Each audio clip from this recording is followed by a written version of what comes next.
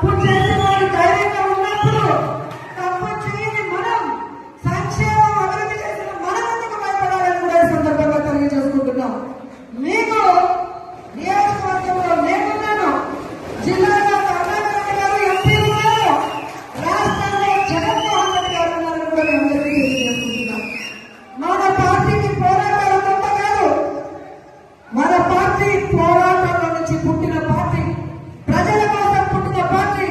ఈ రాష్ట్రాన్ని అభివృద్ధి చేయాలి అని ఏ కలవైతే వైఎస్ఆర్ గారు కన్నారో వాటన్నింటినీ కూడా 60-70 సంవత్సరాలు ఈ ప్రజలకు అందుబాటులోకి రావాలి అని పార్టీ పెట్టి మీకోసమే ముందుకు నడిచిన జగనన్న పార్టీ, ప్రజల పార్టీ, మన పార్టీ.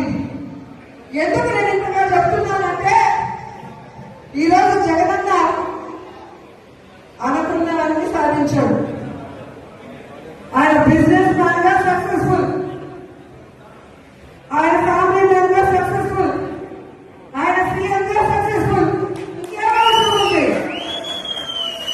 కానీ రాష్ట్రంలో కూటమి ప్రభుత్వం వచ్చిన తర్వాత వాళ్ళు చేస్తున్న అరాచకాలు, విధ్వంసాలు చూసి మనని నమ్మిన కార్యకర్తలు మనం కాపాడుకోవాలి, మన కోట్లేసిన ప్రజలకు మనం అండగా నిలబడాలన్న చిత్తశుద్ధితో ఆ రోజు నుంచి ఈ రోజు వరకు పని చేసుకుంటూనే వెళ్తున్నారు. అలాంటి వ్యక్తి కోసం మనం పరిచయంగా ఉంటాం. మరి ఎవడో కేసు పెడతాడని ఒకడు, ఎవడో జైల్లో పెడతాడని ఒకడు ఉద్యోగం తీసేస్తాడని ఒకడు ఇలా భయపెడుతూ మనని ఇంట్లో కూర్చోబెట్టాలనుకుంటున్న కూటమి ప్రభుత్వానికి మనం చెప్పాల్సింది ఒకటే, నువ్వు కేసు పెడతావా పెట్టా, జైల్లో పెట్టా,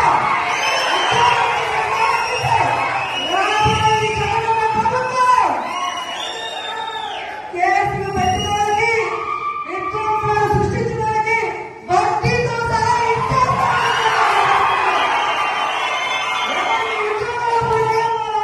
కూడా గుడ్ బుక్ లో పేర్లు వేసి వాళ్ళకు ఉద్యోగాలు వస్తాయి.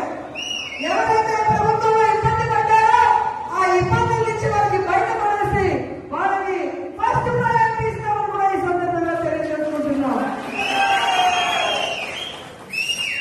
ఇప్పటికే జగన్మోహన్ రెడ్డి గారు ప్రకటించిన విధంగా రైతులకి అండగా రాష్ట్ర వ్యాప్తంగా మొన్ననే పోరాటం జరిగింది.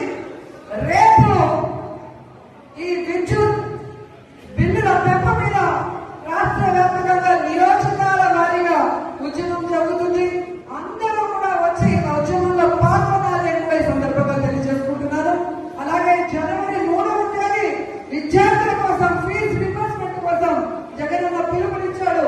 అందులో కూడా మనం అందరం పాల్గొనాలి, ఈ ప్రభుత్వానికి బుద్ధి చెప్పాలని కూడా ఈ సందర్భంగా తెలియజేసుకుంటున్నాను. ఎందుకంటే మనం సైలెంట్ గా ఉంటే పచ్చ ఛానల్లో అబద్ధాలు చెప్పడం తప్ప ఇంకోటి చేయదు. ప్రజలు ఎలా ఇబ్బంది పడుతున్నారు, విద్యార్థులు ఎలా మోసపోయారు, మహిళలు ఎలా కన్నీళ్లు పెడుతున్నారో రాష్ట్రం అంతా తెలియాలి. ఒక ఉద్యమంగా ఈ కూటమి ప్రభుత్వాన్ని ముంచేయాలని కూడా ఈ సందర్భంగా తెలియజేస్తున్నారు. ఈరోజు ఇంత వర్షంలో కూడా పార్టీ సర్వసభ సమావేశం అనగానే ఈరోజు ఒక్కొక్కరు జగనన్నకి మేమున్నామంటూ బయటకు వచ్చినందుకు మీ అందరికీ పాదాభివందనాలు తెలియజేసుకుంటూ ఈ కార్యక్రమాన్ని ఇక మన ఎంపీ గురుమూర్తి గారు మాట్లాడాలని ఆయనకి హ్యాండ్ ఓవర్ చేస్తున్నాను. Thank you so much.